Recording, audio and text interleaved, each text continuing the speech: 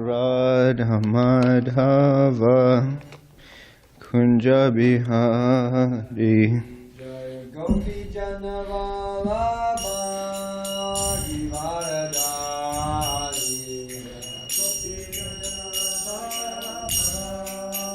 Girivardhari Gopi Janavalabha Girivardhari Gopi Janavalabha Girivardhari Yashodanandana Braja Janaranjana Yashodanandana Braja Janaranjana Yashodanandana Braja Janaranjana Yashodanandana Braja Janaranjana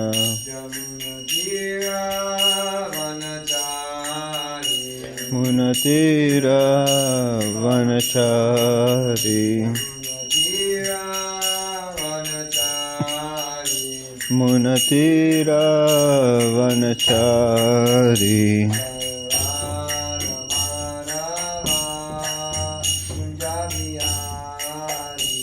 Jaya Radha Madhava Kunja Bihari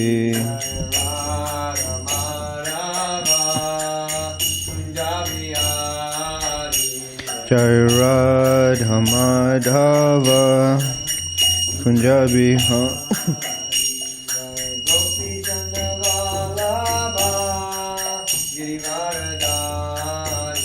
Jaya Gopi Janavalabha Girivardhari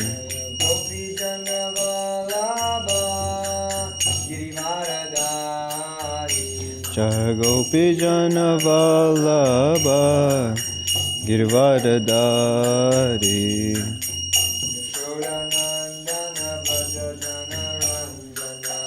Yashodanandana Brajanaranjana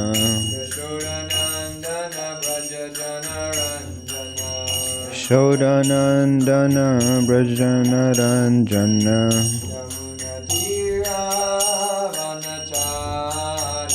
Munatira Vanachari Munatira Vanachari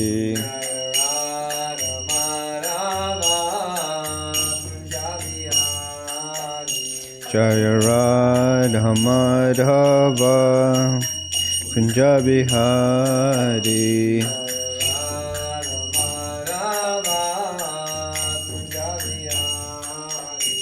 Jaya Radha Madhava Kunja Bihari.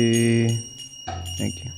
Jayam Vishnupad Paramahamsa Pravikacharya Asturta Shri Srimad A.C. Bhakti Vedanta Swami Maharaj Prabhupada Ki Jai ISKCON Founder Charisla Prabhupada Ki Jai Jayam Vishnupad Paramahamsa Pravikacharya Asturta Shri Srimad Bhakti Siddhanta Saraswati Goswami Maharaj Prabhupada Ki Jai Namacharya Shri Haridas Thakur Ki Jai Prem Se Koho Shri Krishna Chaitanya Prabhu Nityananda Shri Advaita Gadadhar Shivasari Gaura Bhakta Vrinda Ki Jai Shri Shri Radha Krishna Gopa Gopinath Shamakun Radhakun Giri Govardhan Ki Jai Shri Mayapur Dham Ki Jai Shri Vrindavan Dham Ki Jai Jagannath Puri Dham Ki Jai Ganga Mai Ki Jai Yamuna Mai Ki Jai Bhakti Devi Ki Jai Tulsi Devi Ki Jai Ananta Kohoti Vaishnav Vrinda Ki Jai Shri Harinam Sankirtan Ki Jai Grantaraj Srimad Bhagavatam Ki Jai Samaveda Bhakta Vrinda Ki Jai Gaura Premanande.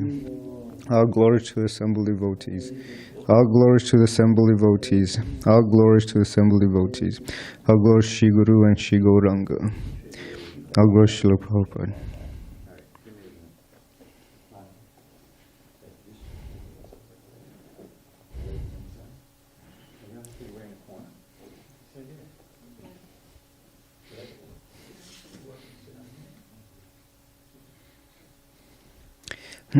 What's the verse? 5:24-21. You can want me to chant?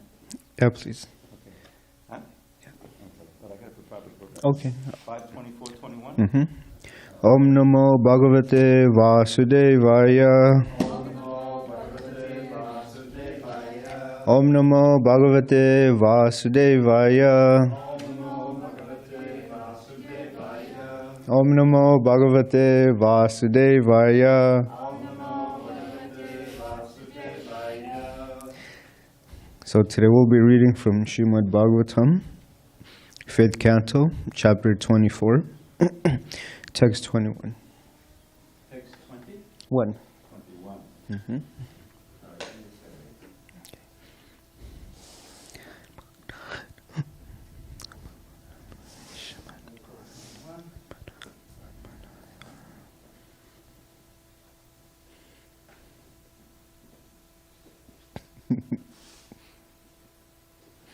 Okay.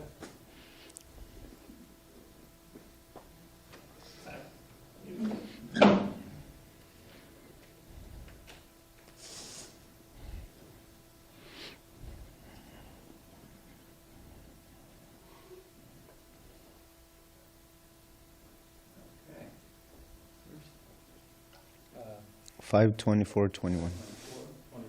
It's not a verse, it's actually prose. I just chanted myself. Okay, this is a short one. Tad bhaktanam atmavatam sarvesham atmanyatmada atmateyaiva. Synonyms. Tat, that. Bhaktanam, of great devotees. Atmavatam, of self-realized persons, like Shanika and Sanatan. Sarvesham, of all. Atmani, to the Supreme Personality of Godhead, who is the soul. Atmade, who gives himself without hesitation. Atmatasya, who is the Supreme Soul. Paramatma, Eva, indeed. Translation and purport by His Divine Grace. A.C. Bhakti Vedanta Swami Srila Prabhupada. The Supreme Personality of Godhead, who is situated in everyone's heart as a super soul, sells himself to his devotees, such as Narada Muni. In other words, the Lord gives pure love to such devotees and gives himself to those who love him purely. Great self-realized mystic yogis, such as the 4 Kumaras, also derive great transcendental bliss from realizing the super soul within themselves. Purport. The Lord became Bali Maharaj's doorkeeper, not because of his giving everything to the Lord, but because of his exalted position as a lover of the Lord. We'll go to the next one also, text 22.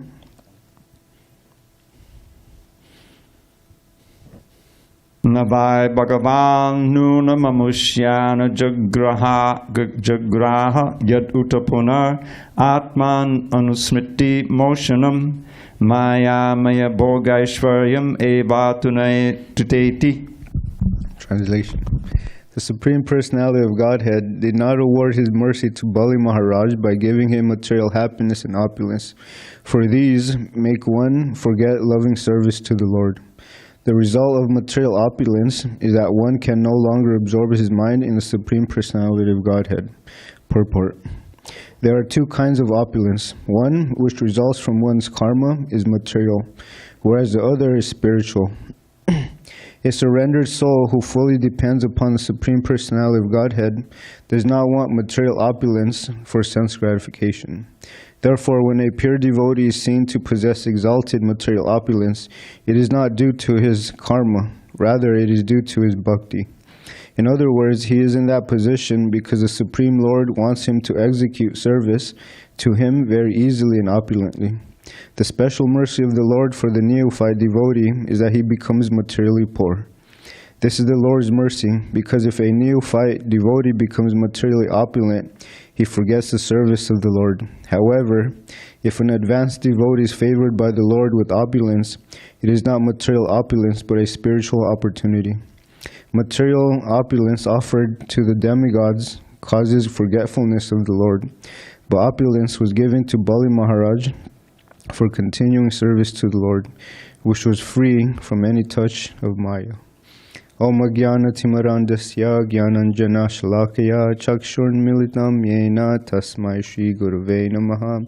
Shri Chaitanya Manobhishnam Stapitam Yena Bhutale Swayam Rupa Kadam Mayam Dadati Swapadantikam Vandeham Shri Guru Shri Yuta Padakamalam Shri Gurun Vaisnavamscha Shri Rupam Sagrajatam Sahagana Raghunatan Vitam Tam Sajivam Sadvaitam Savadutam Parijana Sahitam Krishna Chaitanya Devam Shri Radha Krishna Padan Sahagana Lalita Shri Vishakan Vitamscha Hey Krishna Karuna Sindhu Dinabandhu Jagatpate Gopesha Gopika Kanta Radha Kanta Namostate Tapta Kanchana Gaurange Radhe Vrindavaneshware Vrishabhanu Sutta Devi Pranamami Hare Priye Vancha Kalpatriyubhyascha Kripa Sindhubhya Evacha Patitanam Pavanebhyo Vaishnavyo Namo Namaha Jai Shri Krishna Chaitanya Prabhu Nityananda Shri Advaita Gadadhar Shri Vasari Gaura Bhakta Vrinda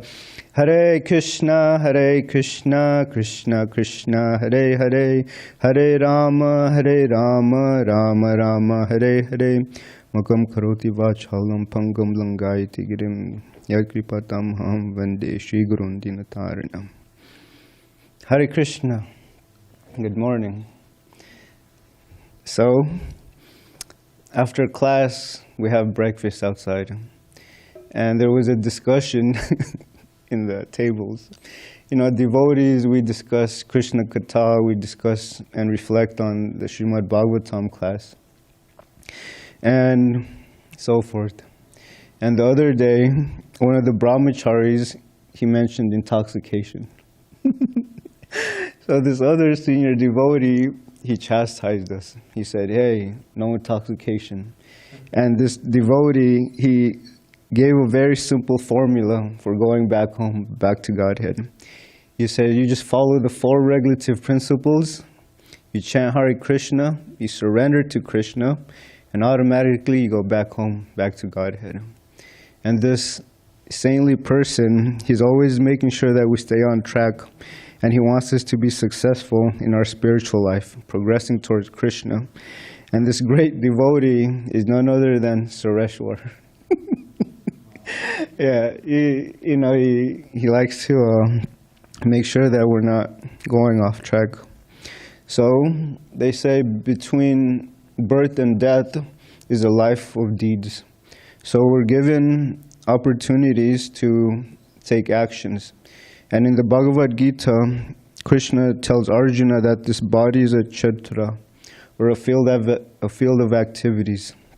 And within this field, there's a kshetragya, or the soul, the knower of the activities in the body.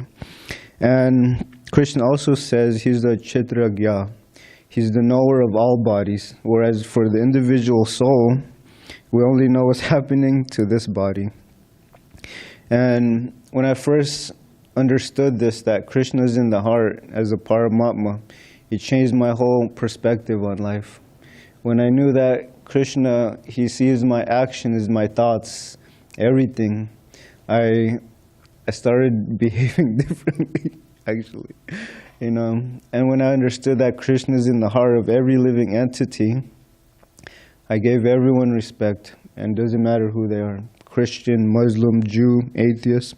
And my spiritual master, he asked a very nice question. He said, what makes a family? You guys know? What makes a family? A man, woman, and child. No.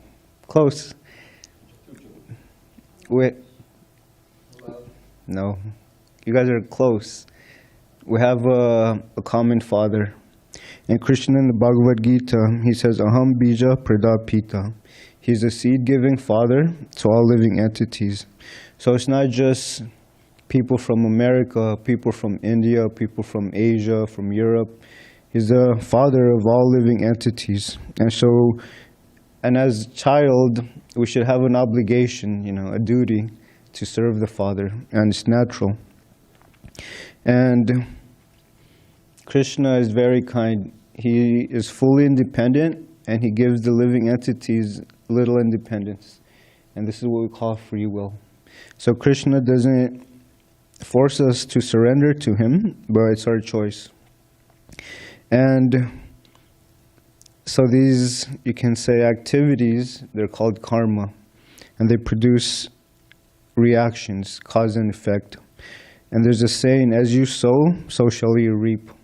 So whatever we do, we get a, you can say, reaction to this. And when I meet people on book distribution, I ask them, have you heard of karma? They say, yeah. What goes around comes around, or it's the vibration that you put out in the universe. You know, they have some type of idea of karma. So it's actually been accepted now. And I show them the picture of the man killing the cow in the Bhagavad Gita. And they really, you can see them thinking hard about karma, you know. You know, you see the man about to chop off the head of the cow, and then the cow has a face swapped with the human. And there was this one young boy, he said, wow, this is scary. And I told him, yes, karma is scary. So we should try to give out Srila Prabhupada's book so they can understand more about the goals of life, who is Krishna, who are we, and what is the purpose of life. And in the Srimad Bhagavatam, it describes that every stage of life there's preoccupations. If you see a child, what are they doing? They're playing. They play, play, and play.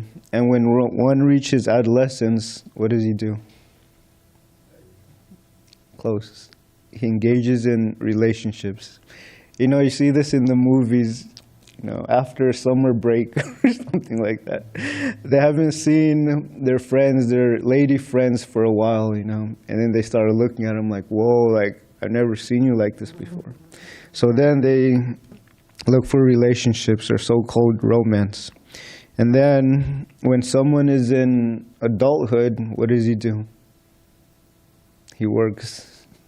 He tries to pay the bills. He tries to make a comfortable condition in his life. A bigger house, a better car, a better occupation, a new wife, a new husband. So he tries to work hard to provide. And in old age, what are they doing? Thinking about the past or worrying. And so in old age, they start worrying about their family duties or responsibilities, finance, and some worry about death, you know. I asked this, you know, when I see people walking by on my book, during book distribution, I ask them, have you heard of stress? And a lot of the elderly people, they say, no, what's that? I'm retired. You know, like just because you're retired doesn't mean you're not worrying about death, you're not worrying about disease, you're not worrying about your family, you know. And so I asked the people, you're not thinking about death? And they say, no, I'm enjoying right now. So this is called Maya. And my spiritual master, he uses this very nice example. If you know that the bridge is out a few miles away and you're driving in your Ferrari, Lamborghini, and you're with your very beautiful wife, your kids, and Fido in the back. Right? That's a family in America, right? It's not a family unless they have a dog. So if you know that the road is out, the bridge is out, isn't intelligence to try to find a solution? No. A lot of people, they don't think like that. They're going to wait till death comes, and Yamaraj carries them to his abode for punishment.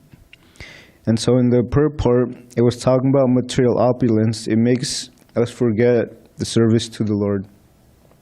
And I was distributing books, and I asked them, what is happiness? And a lot of people were telling me, my family is happiness, you know. My bank account is happiness. And I told them that's not really happiness. And I told them that happiness is temporary because you may lose it at any moment. In in 1 minute you're one of the top 10 richest person in the world. The next minute you're like a beggar on the street, So this, you can say, position of rich and poor, it's always changing, and we don't know what our future will hold, especially if you're a non-devotee. And it was describing there's the demigods are considered as Sukama devotees, because when something difficult arises, they go to Krishna, they go to the Lord to ask for prayers, for benedictions. So they want something out of Krishna. And then there's the Akama devotees. Even in greatest difficulties, they don't disturb Krishna for anything. And they understand that these difficulties, even though I'm suffering, it's due to my past impious activities. And the devotee agrees to suffer the consequences. That's such a beautiful perception, or a beautiful view at life, is to understand whatever is happening in my life is due to my past activities. So 1, we don't blame Krishna, and 2, we don't lament when we're in difficulties, And it says, Chadiya Vaishnav Seva Nishta Payeche Kaba. And this means that no one has ever gone to Godhead without being favored by a Vaishnav. So there's a very important point. Unless one gives an opportunity to perform devotional service, we have no chance of going back to Krishna. Who is Krishna? What is the spiritual world, right? So Krishna consciousness, we need to have faith. And Krishna Das Kaviraj Goswami, he says that faith is defined as complete conviction. So this Krishna consciousness movement, are we convinced that this is the goal of life? Or do we think there's something more out there, something more important? Are we joyful practicing bhakti, or do we feel like it's a burden, right? Do I have to wake up to come to Mangal Arati? Do I have to chant my japa around? Do I have to take initiation? Do I have to dress the deities? Do I have to go out in Sankirtan? Are these activities making us happy, or do they feel like a burden to us? So when we go out on book distribution, when people look at us, they judge us, right? If I get your books, am I going to be miserable like you? Or if I get your books, will I become happy and jubilant like you, So they judge the book distributor on his attitude. So even if you don't feel like going out, you should try to fake it, right? Like, what's his name? Kanai Balai, he taught me this mantra when I first started coming. He said, fake it till you make it. And that's what I'm doing, of course, I'm trying to purify myself, and I'm trying my best to become a servant of the servant of the servant. But is Krishna consciousness, is this the goal of our life, or do we still feel like we're chasing after something else in the material world? It's a very important subject to reflect on. And I was at Balboa Park the other day, and I didn't even have to preach to this lady. She said people are desperate, they're looking for happiness. And I told her, have you read our books? She said no, and I said, you're preaching what we're teaching, People are looking for happiness and temporary things. And Srila Prabhupada, he says, accepting this body as a soul is the beginning of all problems. And Srila Prabhupada, he would say, this is called skin disease, right? I'm black, I'm white, I'm Indian, I'm Asian, I'm European. And if you don't look like me, if your skin color is not like me, I consider you to be an enemy, right? So Balaram Prabhu, he gave a nice example that this skin disease is what causes racism, wars between nations, arguments over one another. But they don't understand that they're the eternal soul within the body, and Jivera Swarupoi Krishna Nityadas. that the living entity's constitutional position is to be an eternal servant of Krishna. This one person asked me on books, why do you do this, Why are you distributing books? And I tell him people have the wrong goals in life. And so he asked me, what is the goal of life? So I told him is to develop our lost relationship with God. And I told him that relationship with God is eternal. But that relationship that we have in this material world is temporary. Whether marriage, friendship. So at the time of death, Krishna takes everything away. So an intelligent person will start cultivating or finding out what is eternal, what is permanent in life. Just like if you have a math problem and you're solving this problem and that first step is wrong, you try to work at it for 100 years, but the conclusion will come out wrong because that first step is wrong. Or like a machine, this machine has a flaw, and whatever it produces will also have a flaw. To the material eyes, it may not be visible, but it will have a flaw.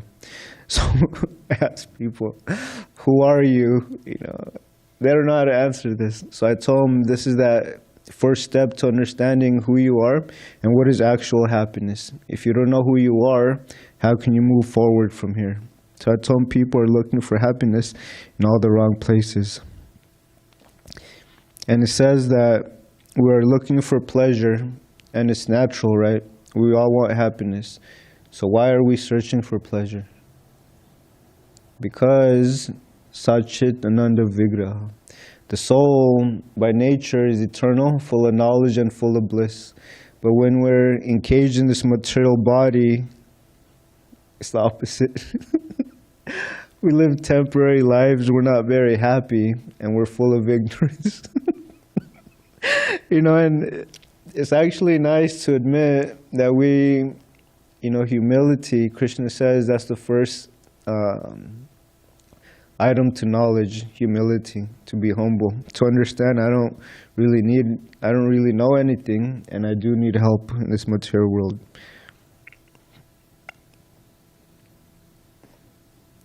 So the spiritual living entity cannot find any happiness in the realm of matter, right? It's like a fish. The fish is in the water, it belongs in the water, but when it's out of the water, and you may try to give it a big bank account, the nicest clothes, but that fish will never be happy or satisfied because it belongs in the water. So similarly, the soul is spiritual, and it's actually searching for spiritual happiness, but we're looking for it in this material world. So Srila Prabhupada, he says that this Krishna consciousness movement is diverting the aim of life, right? In the Western countries, what is the goal for them? Economic development, And the more I accumulate things, the more it makes me happy. But Srila Prabhupada, he says that this is a misguided materialistic way of living, and sense gratification and godlessness is what you see in the world today. So the Krishna Consciousness Society is diverting that, but it's not easy, right? How many people are interested?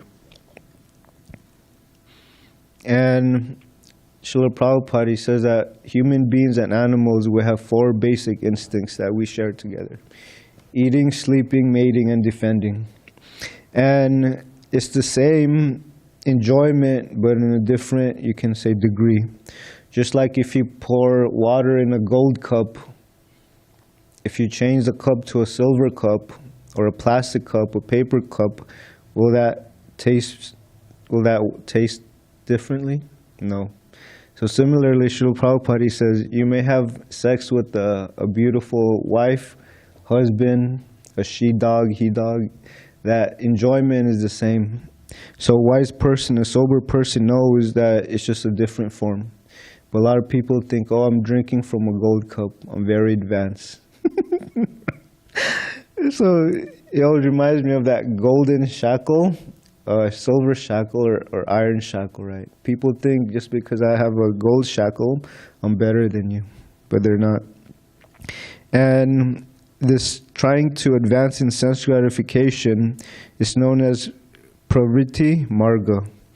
To try to advance sense gratification or try to enjoy as much as you can. And on the other side is nivritti marga, or Krishna consciousness, stopping the progress of sense gratification. You know, the devotees that took initiation, we promised to do 4 things. No illicit sex, no gambling, no intoxication, and no meat eating. And you know, when I first came to Krishna consciousness and I learned about these 4 regulative principles, I was actually very attracted to it. Because growing up my whole life, I was breaking these, right? And when I learned that human life is meant for purification, that really hit me, right? Because within the heart, we have a lot of bad qualities: envy, greed, lust, hatred, illusion, madness. So by purifying ourselves, we become, you can say, more qualified to see Krishna. And Srila Prabhupada, he says, we're trying to create first-class people. Those that can control the mind and the senses. But not only that, but to create a society with good character and values. There was a reporter that asked Srila Prabhupada, you know, about opinions. And Srila Prabhupada, he says, we don't care for the opinions of others, especially those that are drunkards, women hunters, meat eaters, right? We don't care for their opinions. So even if the public says, oh, what you're doing is wrong, we know that they're wrong. That's the difference. And Srila Prabhupada explains that in India, during the British rule, wine and intoxication was very, very restricted. And if anyone drinks, he was rejected as a gentleman. But in Kali Yuga, they have contests, right? Who could drink the most? Who could get drunk the fastest? And so many different things, like hot dog competitions, right?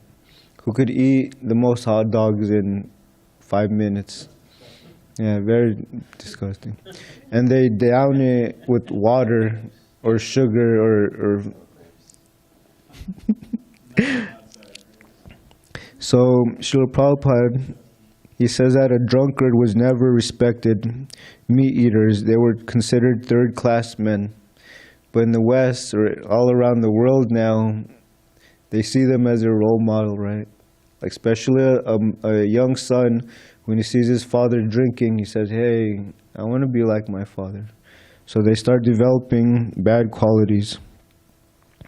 And so intoxication is a foreign activity for the soul. It's not natural. And you don't learn to drink when you're young, right? You don't you don't automatically pick up beer, alcohol, and start drinking when you're a child. No. So intoxication is not natural.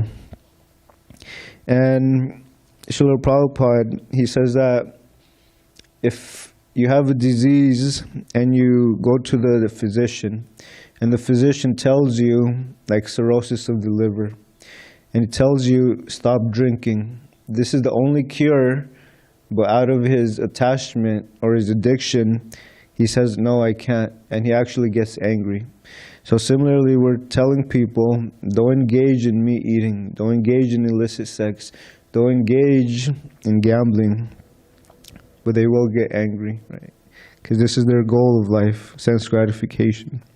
So the cure for the disease is both easy and difficult. For a sane person who is serious about recovering, giving up drinking is easy. But for someone who is too much addicted to drinking, the same treatment becomes difficult. And Srila Prabhupada, he tells us that there are hospitals, and who are their patients? The priestly class. You have priests that are going to hospitals to be treated from alcoholism. And Prabhupada says there were over 5,000 patients in this hospital. And they're supposed to be the leaders of society. And association is very important. Krishna says, Sangat sanjayate kama. By certain association, you will develop habits or attachments. For example, if your group of friends are drunkards or they like drinking, even if you don't if you're not inspired to drink, if you're not a drinker, that eventually will develop because you see your friends doing it. Or if you see them smoking. But if your association are with devotees, you forget about drinking. You forget about smoking. You become a devotee. And Srila Prabhupada, he explains that the gross body, it ends up in three different, you can say, ultimately ends in three ways. Ash, stool, and it goes back to earth. So he explains that when one is buried, he becomes earth. And there are certain cultures where they chop the body and then they feed them to birds or animals. And then the body becomes stool. And then if you cremate, the body becomes ashes. So these are the three goals of the body. You want to be stool, do you want to be ashes, or do you want to go back to earth? So Srila Prabhupada was asked by a reporter, he said, if we all reached Godhead in the end, why do we need to speed up the process? Why not just let things take their natural course of events if everyone is going back to Godhead ultimately? And Srila Prabhupada, he was intrigued by this question. And then he says, suppose you're walking to your destination and it takes 6,000 years to reach. But if someone comes by and gives you an opportunity, he says, hey, come in my car, we'll get there in 2 hours. Shouldn't you take advantage of this? Right? This is intelligence. But if someone says, no, I'm just going to walk, I'm going to take my time, it's foolishness. Or Srila Prabhupada also says, if you're trying to reach a business office at the top of a building, it's like the top floor, right? You could either go by stairs, the staircase, or you can take the elevator. So what's more important, or what's more smarter? Taking the elevator. So a lot of people that have wrong conceptions, I want to try to enjoy, and then if we all go back to Krishna ultimately, why not take my time? But we don't do this. And I have a book distribution story. When you go to Balboa Park or different places, you see visitors all around the country, all around the world. And how can you tell? They're looking at maps. Yeah, maps. And this one lady, she said, is this the right place? And they turned around, they saw me. So I waved a pamphlet and I said, you're right here, you're in the right place. I have something for you. They said, oh, why not? They came to my table. They took 2 Bhagavad Gitas, Chant and Be Happy, and a small book. So when I was speaking to them, they really appreciated the conversation because nobody hardly talks about, what is the goal of life? Is there life after death? And I told them, instead of going back to wherever you're from, you're bringing something valuable with you, something substantial, like Srila Prabhupada's books.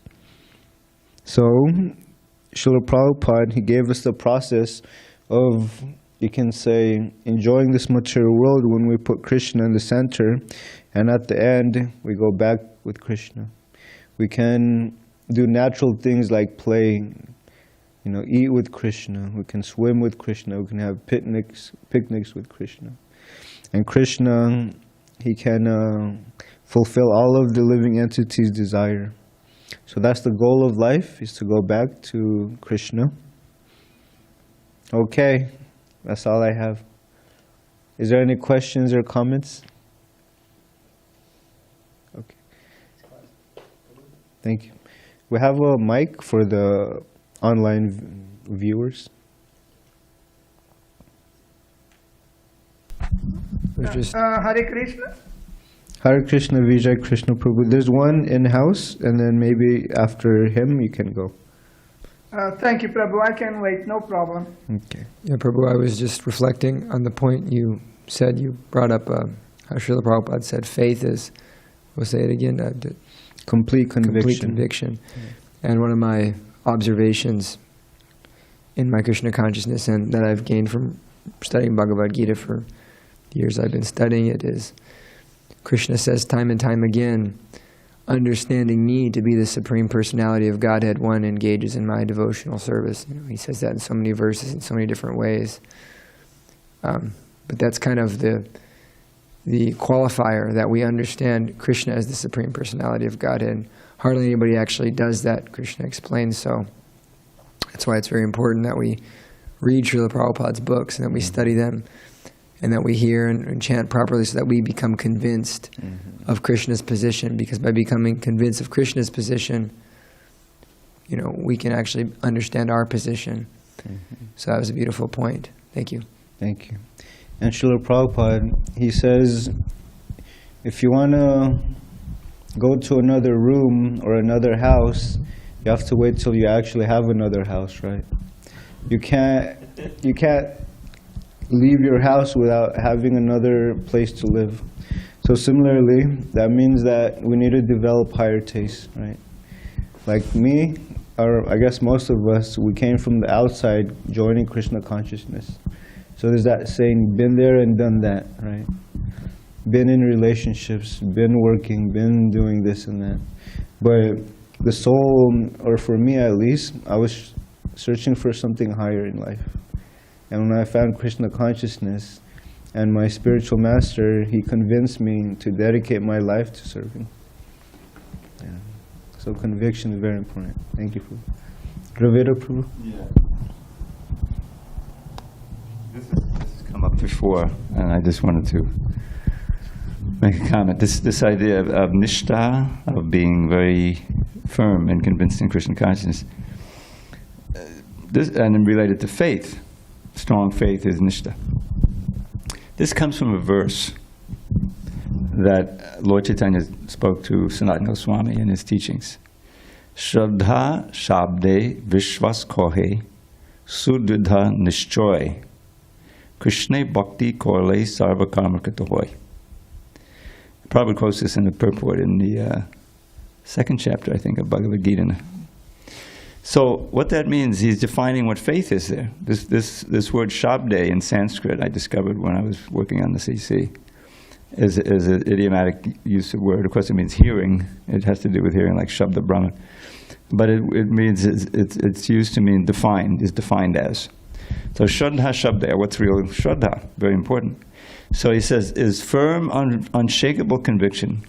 Shraddha Shabda Vishwas kohe sudridha nishtoy.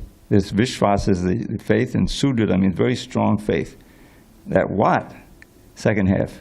Krishna Bhakti Korle Sarva Karma Katoho. That if I perform the activities faithfully of Bhakti, of sadhana Bhakti, which we all know, and they're defined so nicely in Nectar Devotion and so forth. Krishna Bhakti Korle Sarva Karma Katoho. That all my aspiration will be fulfilled. And this is all I need to do. If I just act in Krishna consciousness, my life will be complete and all my aspirations will be fulfilled. So that's a very important second half to know what real Shraddha means. Is absolute faith that just by being in Krishna consciousness and carefully following all the rules and regulations and following, that my aspirations will be completely fulfilled. Spiritual aspirations. Meaning. Thank you, Drew. And when you see, our seniors practicing 30, 40, 50 years and they're still blissful and practicing Krishna consciousness, it's very enlivening, Whereas, anyway, so yeah, Mukunda Charna Prabhu.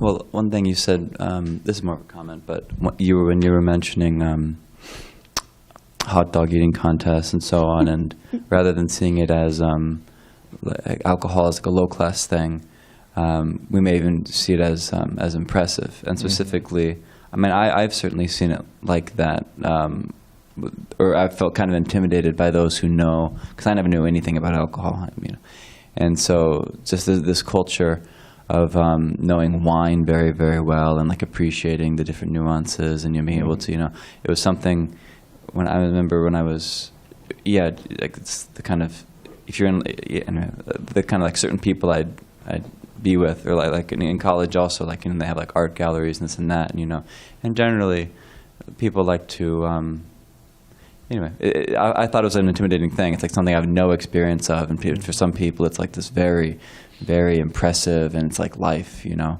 the distinctions in different, you know, wines and such. And then from our point of view, it's like it's all trash. It's like all it's like fermented. It's disgusting. And what does it do to your consciousness? But from someone's point of view, this is they'll spend years and years and even try to like show off, and even further. I don't think Saul would mind, but Saul shared with us how when he when he met Ananta Chaitanya, he said that he was actually a vegetarian. So, but when he met Ananta Chaitanya, and he got a book, and he asked, I guess Ananta Chaitanya asked him, so like, what's your specialty? Something like that, because Saul said, oh, I'm a chef, I'm a cook, I work in a restaurant. And so even though he was vegetarian, you know, he wanted to kind of, you know, mention like the most kind of impressive thing. And Saul said, oh, I make a mean steak.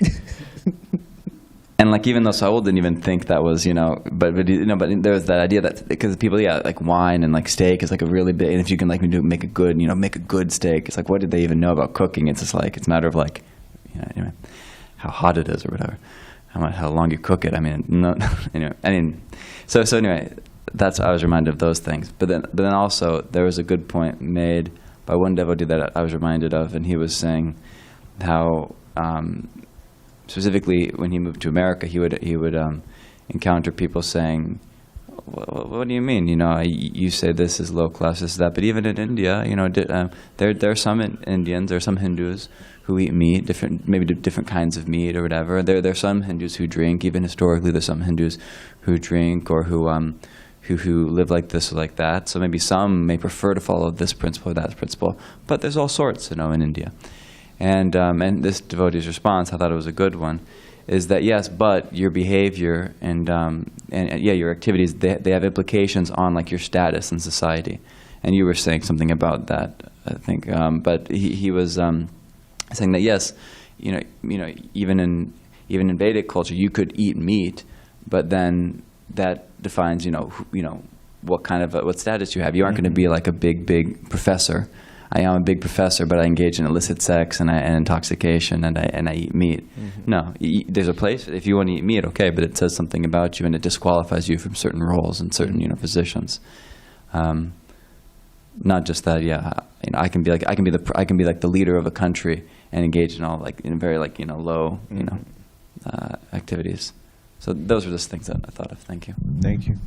And in that same lecture, Prabhupada says in India, at least in his time, when people wanted to eat meat, they would go outside their house. You know, they would hide it. They wouldn't eat it freely, you know, in front of the public. So yeah. Anything else?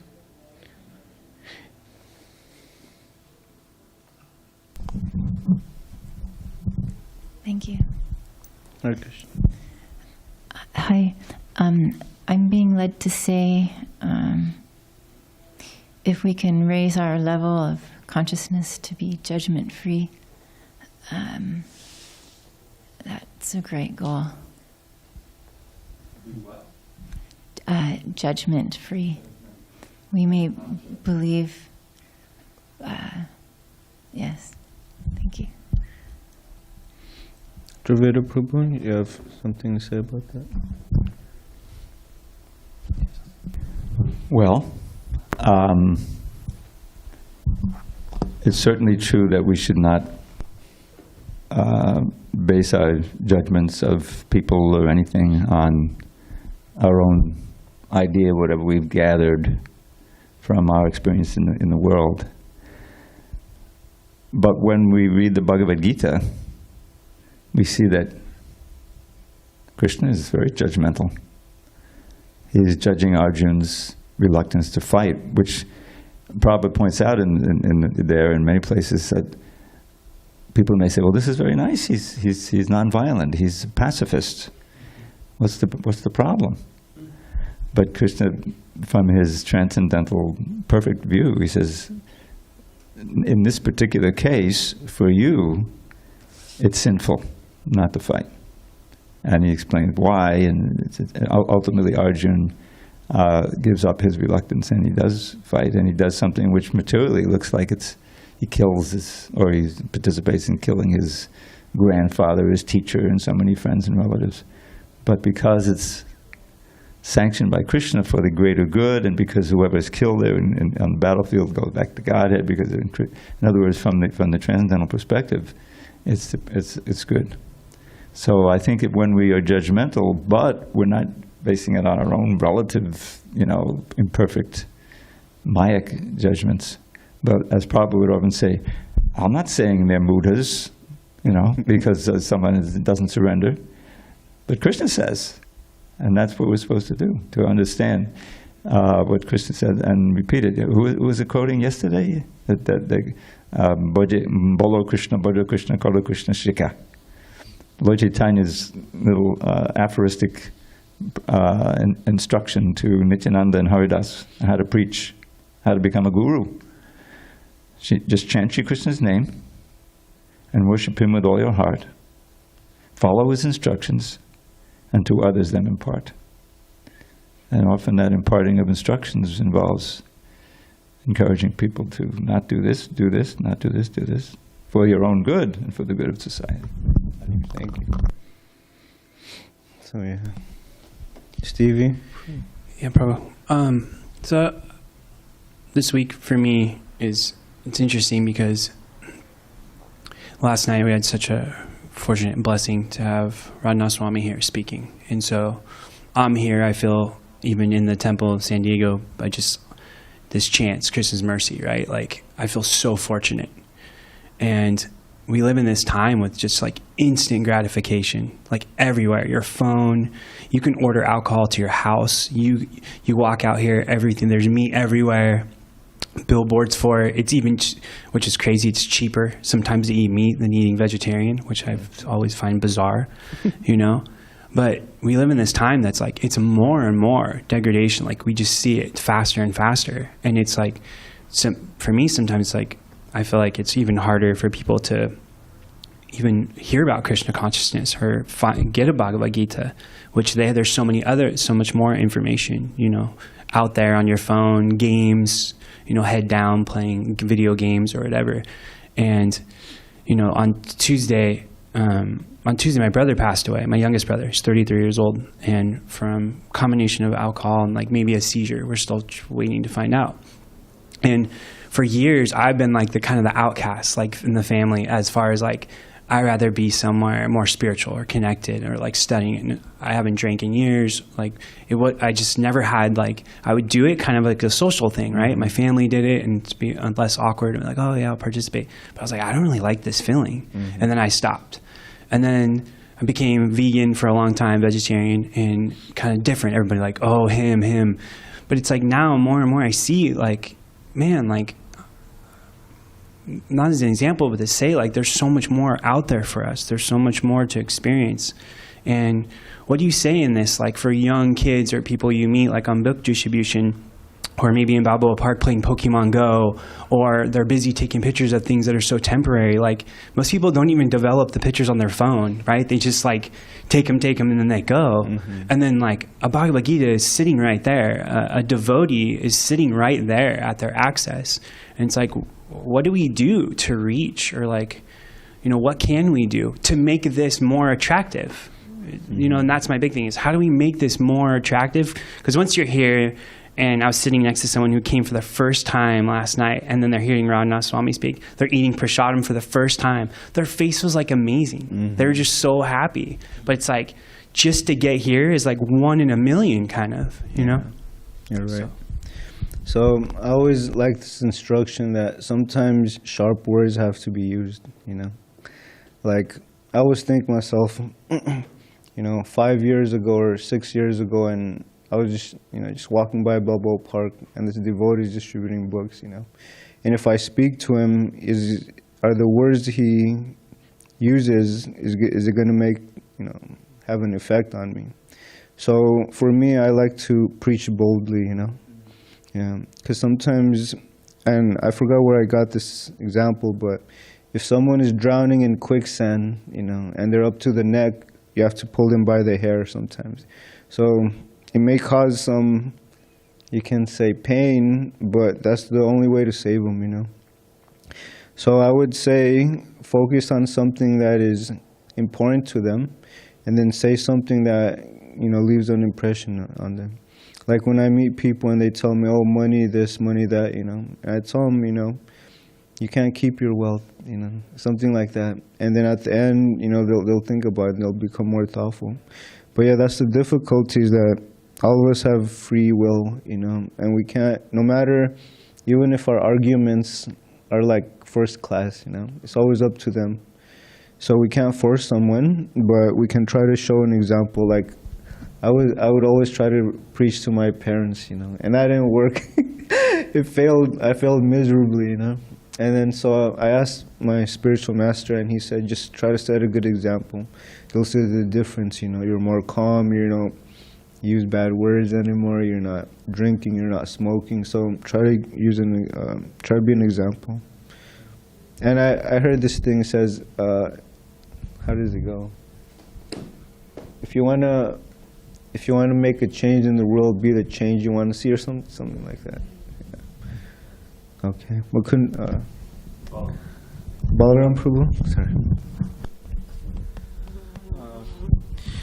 Yeah. What's that? Okay, I thought there's sound like some bee or something. Oh, the flies getting close to the mic. That was going on. Wow. I don't think I've heard that before. Summertime flies. So yeah, there was a quote from Abraham Lincoln, which of course we don't agree with whatever he says, but at least this quote, it seemed like a good one. He said something like, if you're going to criticize somebody, you have to have the heart to help them. So in other words, it's not just, oh, let me criticize, because that's not our philosophy. Let me just criticize. But those who criticize, those who criticize, they have to help also. So that's one point I was thinking, because in relation to what you were saying, and in response to Stevie, being sharp with someone. And I was thinking that Srila Prabhupada was one time walking, and he said, yes, criticizing someone, he said, this is a great art, which you do not know. So it's an art how to do it, because it's actually like performing a very precise surgical operation on somebody's heart. So, you know, how we say it, what words we say, what tone, everything, it's like it's supposed to be super exact, super precise. So then you say, oh, how are we supposed to learn that, you know? Well, one thing is trial and error. But there's something there.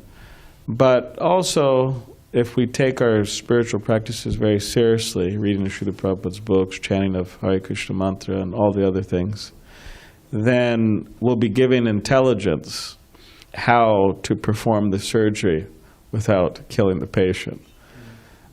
Means how to fan the spark without putting it out. But this principle of using sharp words or saying something that, you know, may wake somebody up, it's good. That's part of our philosophy. But it has to be done very precisely. Tata duk sangam utsari ja, what is it? Satsu satjeti buddhiman santa evas, what is it? Vasichindanti mano vyasangam uktibi. That the devotees, through their sharp words, through their instructions, could cut the material attachments in the mind.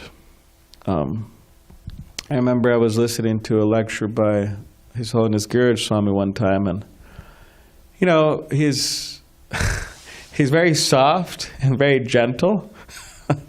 He wasn't raising his voice. He wasn't because Gesticulating. and I mean, to raise one's voice, sometimes even Prabhupada would do that, especially within India. Prabhupada would roar, on the Vyasa sometimes. So that's not bad. I mean, but of course it's an art as well. But I was just amazed at this lecture His Holiness Giriraj Swami was giving one time, because he was speaking very slow, he was speaking very soft, he was speaking very gentle, but it was a heavy message. It was a heavy-duty message, and he was just like, because I was there at the audience, and he was just cutting people's misconceptions, from the root. So there's different styles, anyways. Yeah, that's short. It's interesting you're thinking that verse, because that's the verse I was just looking up. And the first part of the verse, which you didn't really, is that therefore, an intelligent, the translation is this, it's 11:26:26, if you're interested in Bhagavatam. An intelligent person, this is Krishna speaking, an intelligent person should therefore reject all bad association and instead take up the association of saintly devotees whose words cut off the excessive attachment of one's mind. This word vyasangam means very strong attachments, which is what we have in the material world, especially in this Kali Yuga. And the context is always so illustrative. That this comes after Krishna it's in this what's called the Uddhava Gita, where Pururava has just sung the Ila Gita. I don't know if you read the Bhagavatam, there's this attachment that there will have been Pururava and this goddess that comes down. They send down one of these apsaras to I forget why, but and he becomes totally attached. And then she leaves, and he's bereft so much that he's still longing for her. She's on the heavenly planets, he's on Earth. And she says, Urvashi.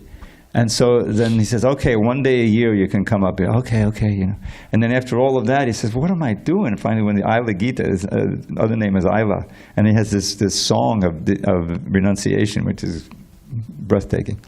And then this is Krishna's conclusion. That's why it says, Tato, therefore, duk sangam matsujja.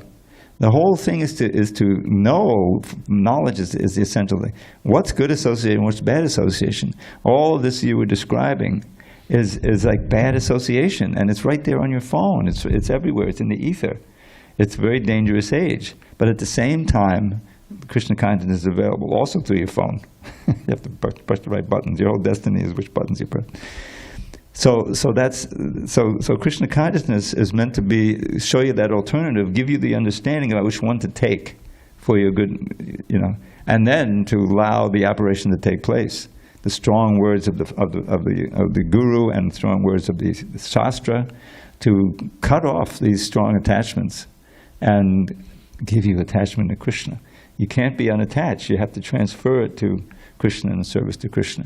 And then you can get that great jewel of vairagya, which means there's no more attachment. You're attached to Krishna. And so that's the thing. But this is a wonderful verse, Tato Duk Sangam. Thank you, Dhruvid. Mukunda?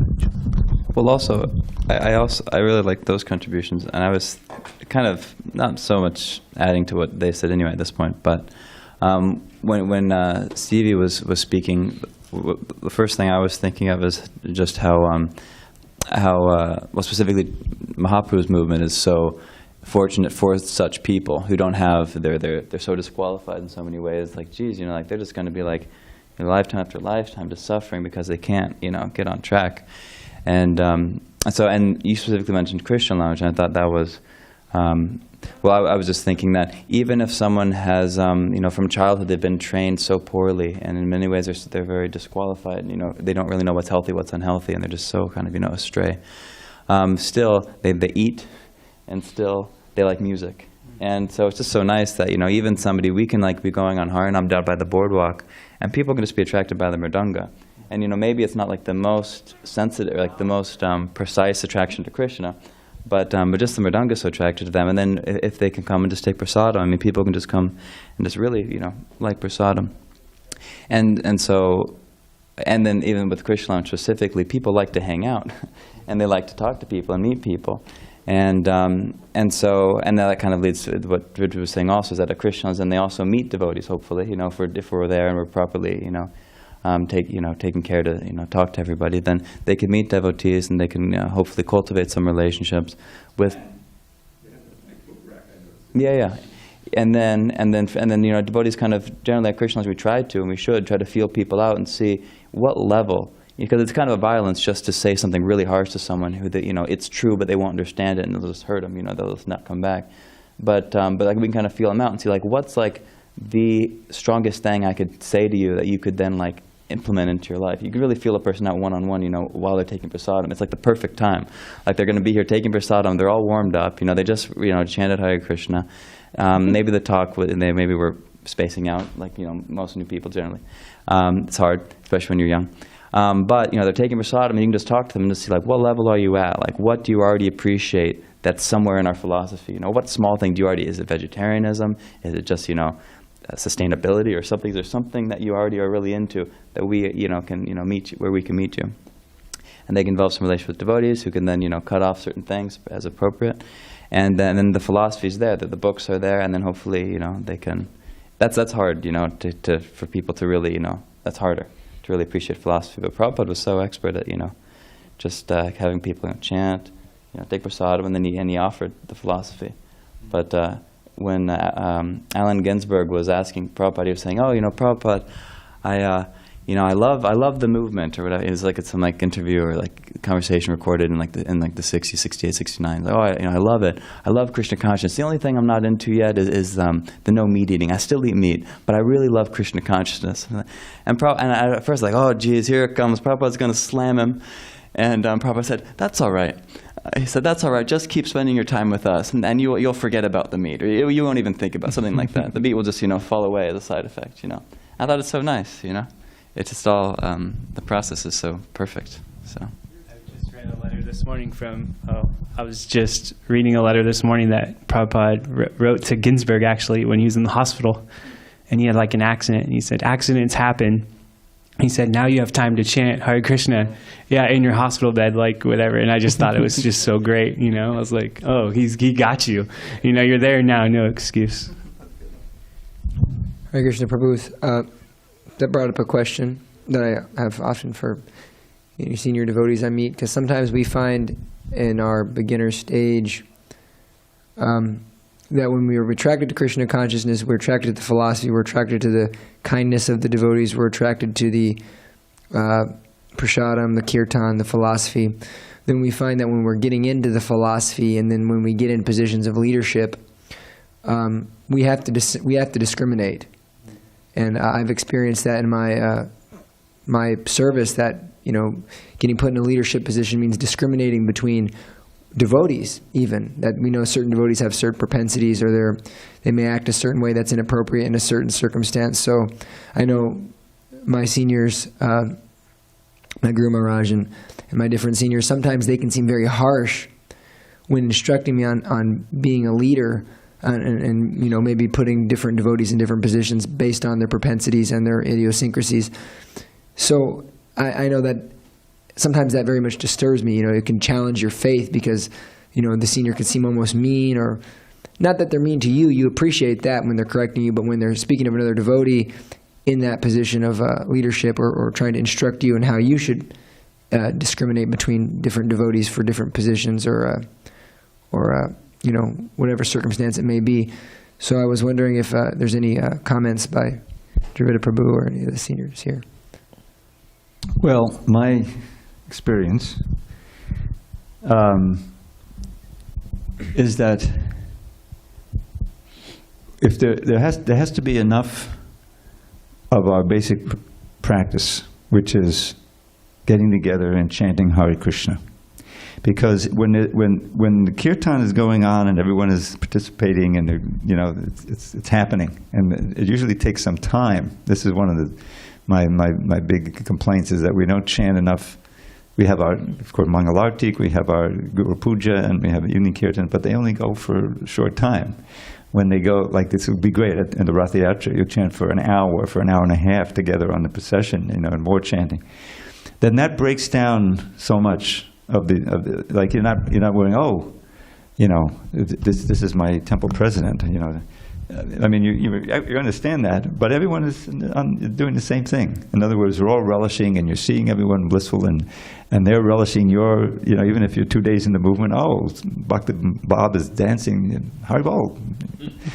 And so that sets the tone for how, you know, then the person who's in the leadership is saying, you do this, you do that. Can you wash the pots tonight? Oh, sure, I don't mind, you know, and like that. If there's not enough of that, then that it becomes very difficult to manage. It becomes difficult because, after all, it's all voluntary, you know, and the Maya, the imperfections that we all have, you know, come out and they become more prominent. So that's because I remember when I first joined in Brooklyn, you know, this was back in '73, and there was like 3 hours of Harinam every day. Everybody was having, you know, some were having 3 in the morning, morning part, 3 in the afternoon. That was the standard. And morning, evening programs, everybody, we had 60 or 70 people in the temple. Everyone had to be there in the evening too, you know. And it was a different mood in the morning. I noticed that right away. Morning is very contemplative, you know, the lights are down, Mangalartik, you know, they're still ecstatic.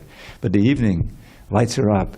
Ki bajayo jaya gora chander, you know, the wonderful song, and it just and when that's happening regularly, and you're getting enough of the essence of the juice, then everyone, there's so much cooperation that happens generally, you know, and it's very attractive. Someone comes into that aura, into that environment, and especially if they're ready to participate in the kirtan a little bit, they become attracted. They want to come back.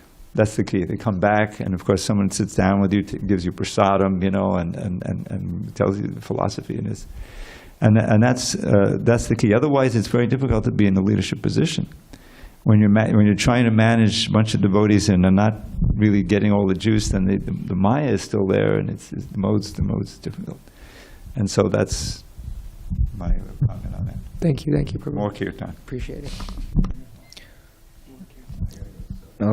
Okay, Vijay Krishna, I think you'll be the last. Yes, Govardhan Prabhu, Dandavat Pranams. If a neophyte devotee does forget the service of the Lord, in the case that he becomes materially opulent, my question is, how much opulence can a brahmachari have? Is it that he is recommended to starve to death if he is determined enough for that? Can you repeat the last part? Starve? How much opulence can a brahmachari have? Is it that he is recommended to starve to death if he is determined enough for that? Okay. I think we should also be practical, and that's what I love about being in the brahmachari ashram is you don't over-collect, and if you do, the Prabhus will tell you, or they'll take care of it themselves, you know, like recently. Anyway, so Srila Prabhupada, he would just say to maintain the body and mind together, we don't need a lot to be, as a brahmachari, we don't need a lot to be happy, actually. Someone can give us like a simple gift, you know, and then like a picture or something, and that'll make us happy. But material opulence in the outside world, or materialistically, it's very easy to forget it, the goal of life.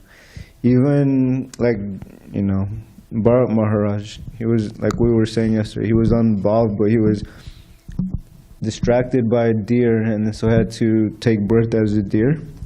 So I wish I can answer more, Vijay, but we're kind of running late. I hope that helped.